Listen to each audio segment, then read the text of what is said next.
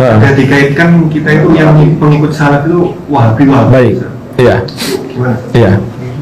Jadi Wahabi itu, kalau secara bahasa ya, itu berasal dari kata Al-Wahhab. Al-Wahhab itu nama Allah, artinya Allah yang maha memberi. Kemudian mereka tambah huruf ya, jadi Wahabi.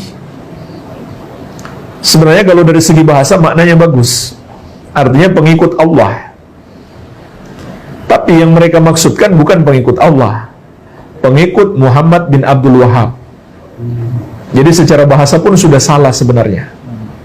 Bukan hanya salah, tapi ini adab buruk kepada Allah. Sebab yang mereka beri nama Wahabi itu maksudnya untuk menjelekkan, tapi menggunakan nama Allah. Ini adab buruk sebenarnya. Padahal yang mereka maksudkan pengikut Muhammad bin Abdul Wahhab. Ya, namanya Muhammad, Abdul Wahhab nama ayahnya, Al-Wahhab nama Allah Azza wa Jalla. Nama ayahnya Abdul Wahhab, namanya Muhammad. Iya. Nah, siapa Syekh Muhammad bin Abdul Wahhab itu? Beliau adalah pejuang Islam, ulama besar Ahlus Sunnah wal Jamaah di abad ke-12 Hijriah. Buku-buku beliau sampai sekarang masih ada, bisa diteliti, bisa diuji. Tidak ada yang keluar dari ajaran Ahlus Sunnah wal Jamaah. Hanya saja kenapa banyak orang membenci beliau?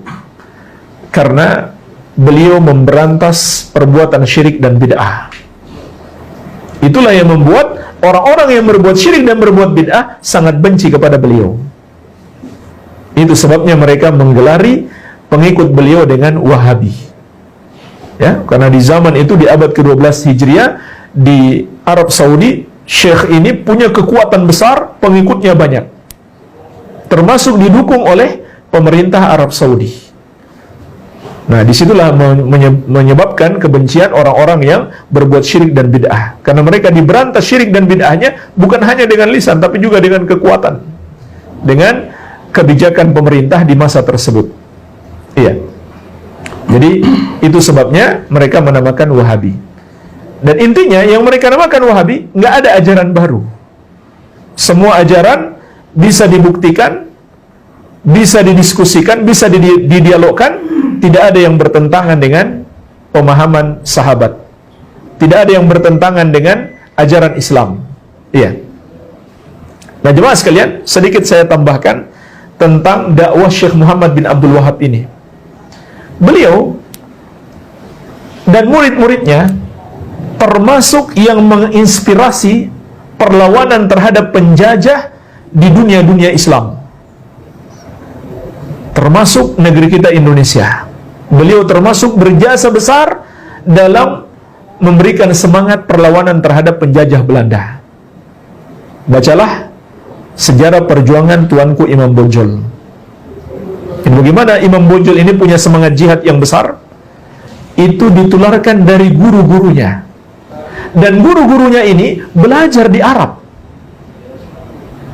Belajar kepada murid-murid Syekh Muhammad bin Abdul Wahhab. Setelah mereka pulang ke tanah air, merekalah yang menyemangati kaum muslimin untuk berjihad melawan penjajah. Maka di antara murid mereka adalah tuanku Imam Bonjol, pahlawan nasional. Makanya Buya Hamka pernah menyebutkan dalam satu bukunya, saya lupa judul bukunya, bahwasanya tuduhan Wahabi itu termasuk alat penjajahan untuk melemahkan perjuangan umat Islam. Iya, jadi mereka pecah belah umat Islam dengan dituduh Wahabi bagi orang yang punya semangat jihad. Ya, itu kata Buya Hamka dalam salah satu bukunya. Nah, itu juga digunakan oleh Inggris untuk memecah belah umat Islam di India. Ketika mereka menjajah India, mereka namakan pejuang-pejuang Islam ini sebagai Wahabisme. Kenapa mereka namakan Wahabisme?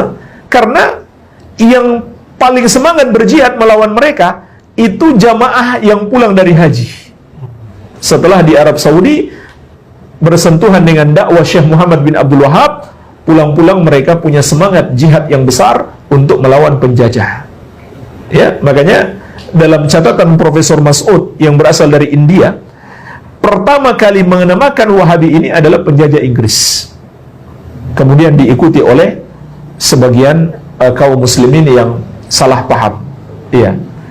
Jadi ini luar biasa jasa beliau terhadap perjuangan melawan penjajahan di dunia-dunia Islam. Iya. Dan intinya adalah bisa diuji ajaran-ajaran beliau. Dan ahlu sunnah atau salafi itu bukan pengikut beliau, tapi pengikut sahabat, pengikut manhajus salaf seperti yang telah kita terangkan di awal tadi. Jadi kalau seandainya kita dapat di dalam buku-buku karya beliau salah atau ajaran beliau salah, ya jangan diikuti. Jangan diikuti.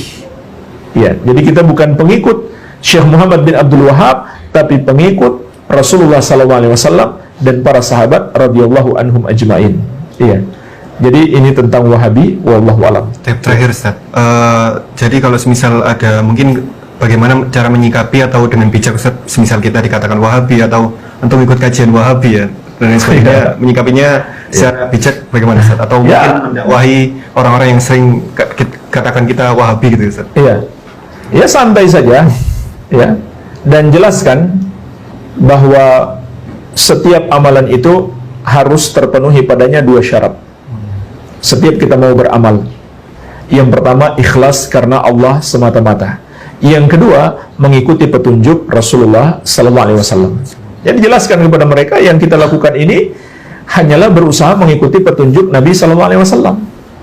Ya, makanya sebagaimana kita bahas tadi, setiap yang kita amalkan harus kita tahu ilmunya terlebih dahulu. Kalau kita belum tahu ilmunya, jangan kita amalkan. Nah, itu yang kita jelaskan kepada mereka. Amalan ini ada dalilnya. Ini dalilnya, ini ayatnya, ini hadisnya.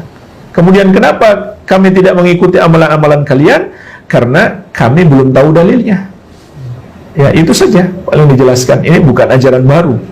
Ini bukan sebuah ajaran baru, tapi hanya berusaha mengikuti ajaran Rasulullah SAW. Ya, barangkali seperti itu. Wallahu a'lam. Syukran Ustaz atas nasihatnya Ustaz. Semoga kita semua dapat mengambil manfaat. Jazakumullah khairan. Jazakumullah khairan.